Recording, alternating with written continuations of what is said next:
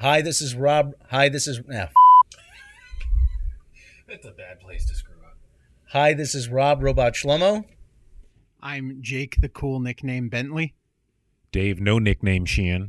And this is the 2016 Too Late for Summer Movie Spectacular. RMP 2K16! It's not too late for summer. The equinox hasn't happened.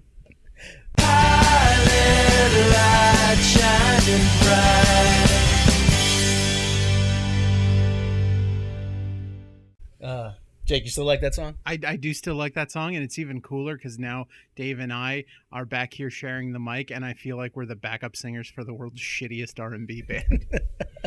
Ba-dum, ba-dum, ba-dum. You gotta get matching sharkskin suits now. What do you mean, gotta get? He means I have to get one. Yeah. How late is Goodwill open? Goodwill, helping people in need all over America. Helping pimps everywhere. Okay, this is the RMP 2K16 Too Late for Summer Movie Spectacular Fall 2016 preview, or whatever we can squeeze in here. Yeah, pretty much whatever we just decide off the fly to talk about. Yeah, we're going to cover the movies you have seen, the movies you might not have seen, the movies we didn't care about seeing, and movies some of us saw and others didn't. Yeah, the movies that tanked, the movies that succeeded, the movies that... Movies you heard about once and are going to completely forget about until January when the Oscar nominations come out. Movies we wrote the script for, but nobody's approved or seen. Hello, anybody? Yeah, damn it, get on that. Get that movie off the blacklist. Jaws 6 will be amazing. Isn't it? It's going to be called Gums by now, won't it? No, Jaws versus Jason. Yeah, the Jaws was the Splash 3, you know. So we are always joined by our crack producer behind the glass, the one, the only, you know him, you love him, Mr. Melman Aadum. Melman. Yeah, Melman is Melman. We had to very unusual. We had to pick him up at the zoo. Why?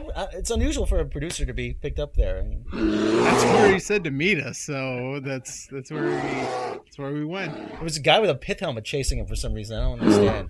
Is picking him up at the zoo like the equivalent of picking up a human at prison? Probably. Yeah. He seems oddly calm to me. That kind of scares me too. Yeah. Well, you know, he was chewing on my head for some reason. I don't understand why. Salmon shampoo. Yeah. He snorted some bear nip. Yeah, and that the Mrs. Paul shampoo. I mean, that's. Are we actually coming out and saying it now? No. Okay. All right. Well, yeah, but we still get that pretty rancid fish breath though.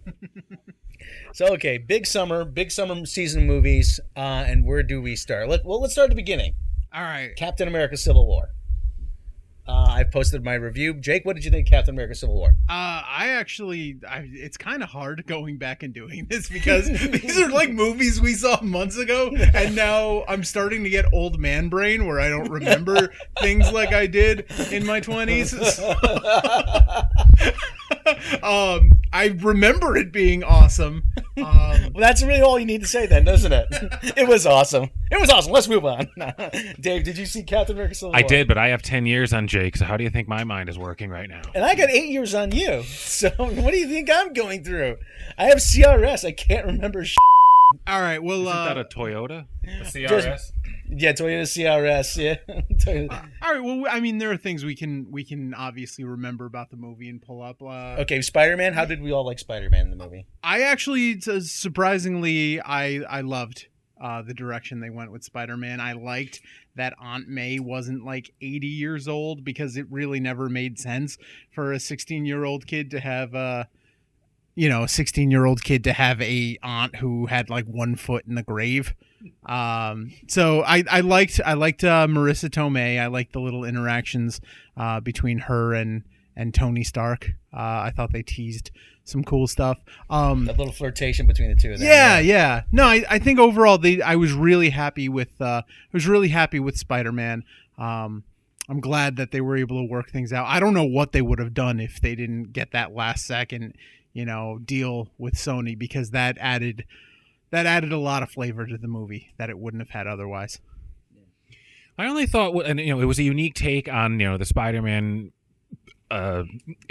backstory, but we saw that with the Tobey Maguire series, we saw it again in the Andrew Garfield series, and now we're seeing it again. So it's a different way to do it, but they're kind of presenting it as a sub part, as a part of the bigger picture with the other characters. And for diehard fans who go back many years with the Spider-Man stories, like that stuff was never there in just the Spider-Man story. So now it's like, why didn't they tell us about that in the past? Why, that's the new variation, is that the Spider-Man story is, you never saw Captain America in the showing up at the same time that Spider-Man, the character, was in his early formation. Yeah. So, there'll probably be some backlash about that from diehard nerds. I am just glad we have a pre-murdered Uncle Ben. I mean, thank God thank God we taken care of that already, and that happened off screen. Because that was one of the big complaints. People had, we have to sit through Uncle Ben. How many times is Uncle Ben gonna have to die? I'm like, good news, guys. He's already in the ground. We don't have to worry about it.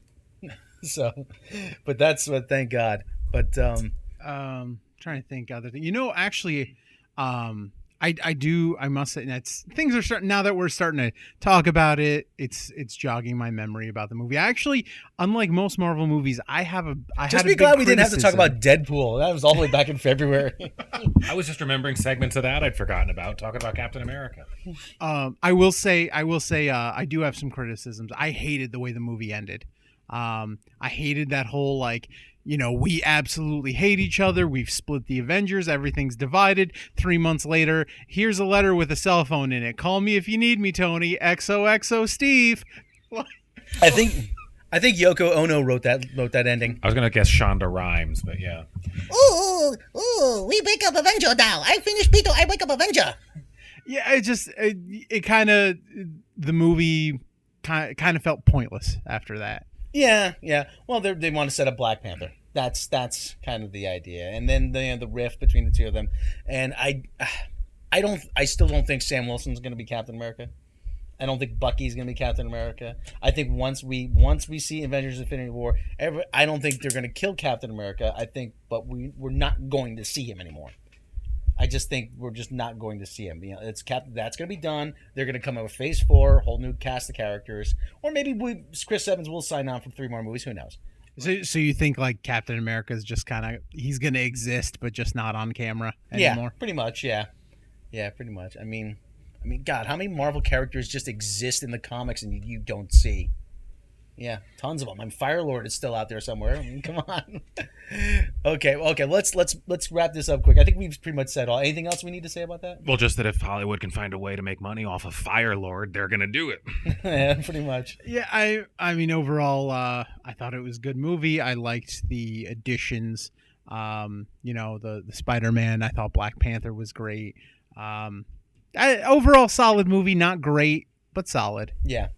One thing I just want to say about it, the Russo brothers, Joe and Anthony Russo, Marvel has this penchant for selecting directors who primarily do comedies, and they turn out a great superhero movie. And we saw Jon Favreau. He directed, I don't know, would you call Swingers a comedy? Nah, not really, but it was I think it's classified as. Just because you can't, a bunch of people dancing, that's no other category it fits into. Isn't that what Saturday Night Fever was? That was a really big movie. Oh my God, like this guy, like the guy with the shield. He comes and he hits me, you just hit it, This is completely off topic, but I used to work at a Hollywood Video and they had striptease in the comedy section, and I used to just be a jackass and go and put it to special interest so that anyone who rented it would feel creepy. I think that was done ironically, like the fact that they placed it there was the comedy. It was just so bad. Her acting was so bad. Everything. So it was a comedy that they actually made the movie. Plus, video rental stores, when they were there, they had a comedy section, romance, documentaries. They never had a WTF section, which is probably where that movie should have officially been. They did. It was the special interest section. Now for the millennials, it's the irony section. Like, oh my God, like it's so ironic. Like if it's so good, it's bad, But anyway, so anyway. Wait. That's the greatest millennial impression I've ever heard. was like 90s Valley Girl. Say it again, but this time be kicking a hacky sack around. Maybe I need to put the slapback echo or do the And be drinking a kale smoothie at the same time. I do. Oh, contact me with whatever relevant social media platform you use. Oh my god. Okay. Final rating on Captain America: Civil War. I'm gonna give it 3.5 Chewbacca's. I'll say 4. Okay, I gave it. I gave it 4.5. I think I gave it 4. I'll have to go back and watch my review again To see if it hasn't changed over time. Yeah, it may have changed. I don't know. I'm not sure. You know, like a fine wine, it's just aged. Yeah, until you go buy a bottle of Mad Dog 2020. I don't know where I'm going with this. I kind of have a feeling I'm going to end up being the Russian judge of this and just going to be giving everyone shit scores.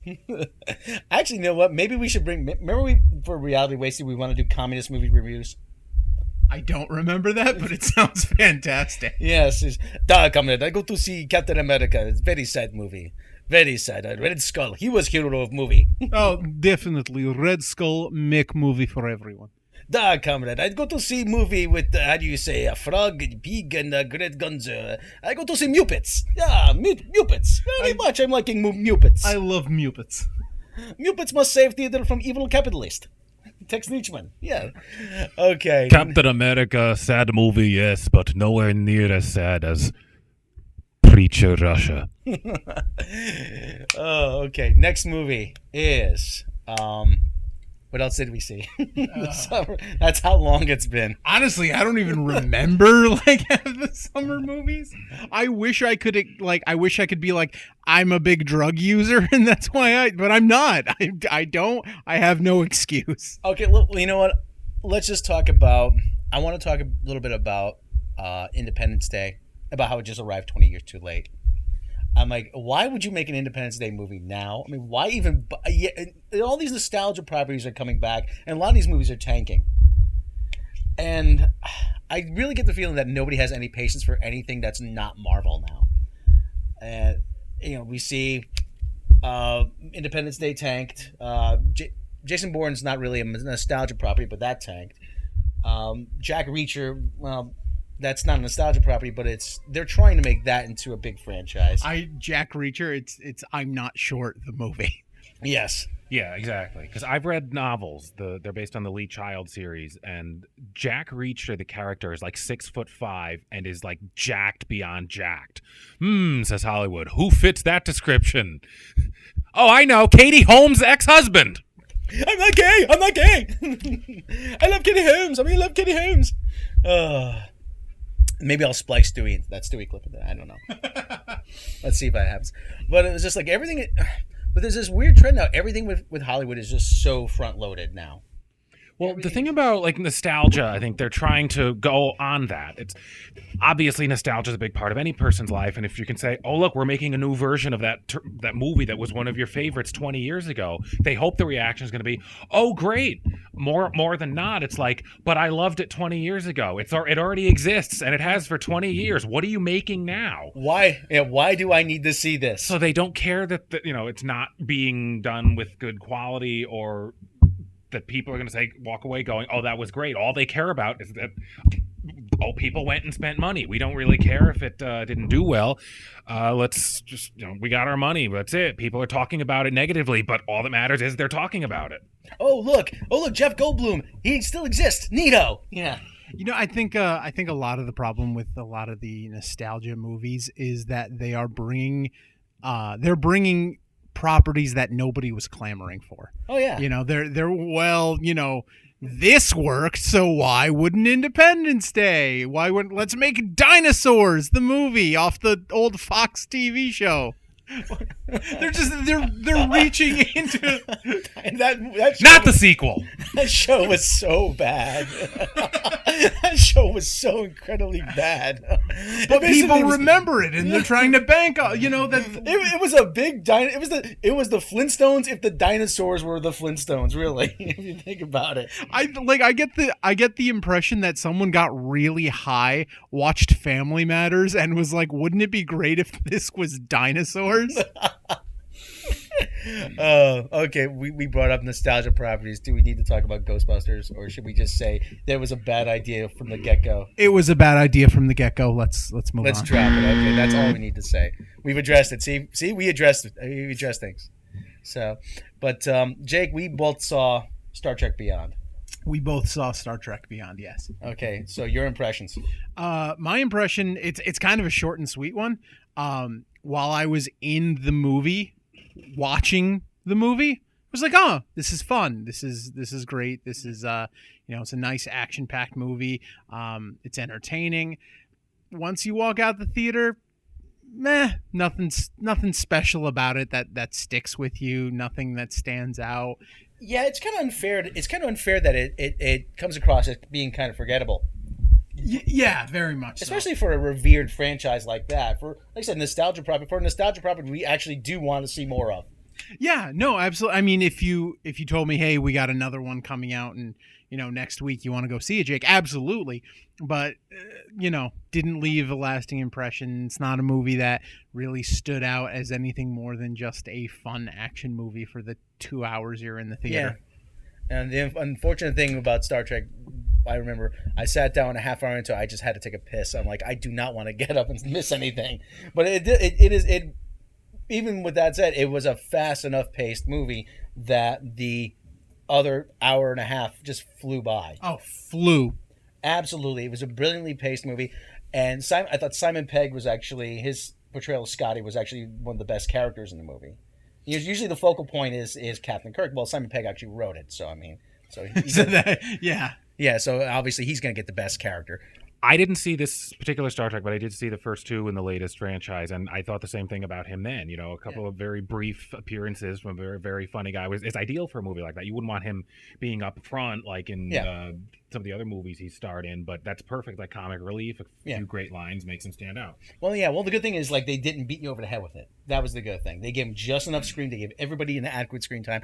And this is weird. I have Star Trek: The Next Generation on here on BBC America on the screen. And this is the 50th anniversary of Star Trek. 50 years ago this year, actually, and a week ago, September 8th was 50 years ago. Star Trek premiered on television in the U.S. I haven't seen a whole lot of hype about it. No, none. Considering how much production Hollywood makes out of anniversaries, yeah, you're right. I mean, when the 50th anniversary of James Bond, that was a big deal. You saw magazine covers. You saw there's a feature on 60 Minutes. I mean, there was a lot more to do about that. I'm like, yeah, we have the marathons of the original series are on BBC America, but I'm not seeing a whole lot of coverage, not a whole lot of excitement for the 50th anniversary of Star Trek. I hate to think that this is a series that is sort of, I don't want to say it's fallen by the wayside, but I think the younger millennial crowd might be tired of it. Oh my god, like this guy with the ears, him again. Oh my god. I mean, I will say to that, Star Trek has a very specific audience, and I personally was not that audience. I have very much enjoyed the movies that have come from it, but just as a kid growing up watching it, just not enough action in it for me. Wasn't. Well, at the time, when I remember, and this is going to be going back. Pardon. Me going back to the early mid-70s. I remember as a 5-year-old watching Star Trek on like Saturday afternoons, and that was, I don't want to say it was the coolest thing ever, but that was the most different thing you could watch. There was nothing else like it. Well, later on you had Space 1999 with Martin Landau, and that was okay, but it wasn't Star Trek. And there was a lot of merchandise even 10 years after the series was canceled. At that time, I mean, you laugh at the Big Bang Theory when he gets the transporter and Sheldon breaks it, but I mean, yeah, there was actually a lot of Star Trek merchandise in stores, and for a canceled series, that was unusual. And like I said, it was a very specific audience, but that was sort of the precursor to a lot of things. And without Star Trek, we probably wouldn't have Star Wars. We probably wouldn't have Battlestar Galactica. But now it seems like they're trying to reinvent the wheel. And I do like this new version of Star Trek. I do like it. I'm one of those people who likes the original series, and I like this new series. But at the same time, keeping the two separate is actually a good thing. Yeah.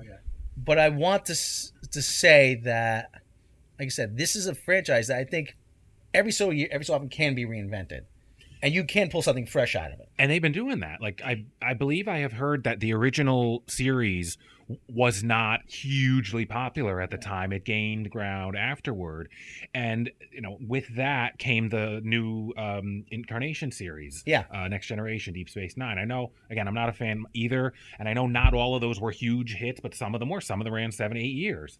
The last one, I think, ended about 10 years ago. I don't know that they've tried or are going to try another series, but at least with that, you had new stuff from the franchise. So, I like this series. Let me go back and watch the original. And throughout most of like the 80s and 90s, every few years there was a movie. So, and then, then they started the rebooted franchise in 2009 with the Chris Pine and Zachary Quinto series. So there's always been offerings from within it.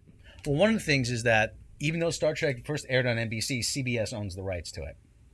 CBS now owns the rights because the rights were because Paramount was sold off to, I believe it's to Viacom, and they merged with CBS Television. I thought you were going to say NBC sold it for grocery money because they're so damn broke. Well, even back then, Star Trek was almost canceled after one season by NBC, and it had to be saved by a letter writing campaign. I mean, so even back then, NBC had no clue what it was doing. I'm like, yeah, let's cancel this. We'll give Phyllis Diller another season. It's honestly sad that they're not even the worst network when it comes to canceling stuff that's good. Well, who's worse? Fox. Fox is the worst. Fox is the worst because they don't even line anything else up with, to take. Just over. Rerun The Simpsons a few more times. Or like, hey, let's try Son of Zorn. Really, really, Son of Zorn is not going to. Wild prediction here. Son of Zorn is going to be a shitty show. All right, that should be canceled after 3 episodes. It's going to get fucking 6 seasons. I hope it at least runs longer than Sons of Tucson. Oh God. So speaking of things that got canceled, and I know we're going to delve into a little bit of television right here. I'm cool with that. What do we all? Because like I said, we haven't seen a whole lot of movies this summer.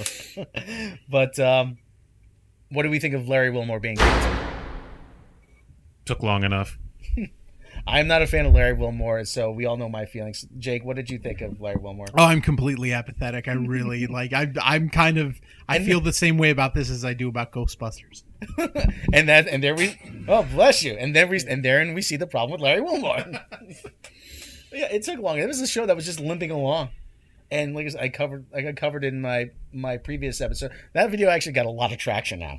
It got over 2,500 more views after he got canceled.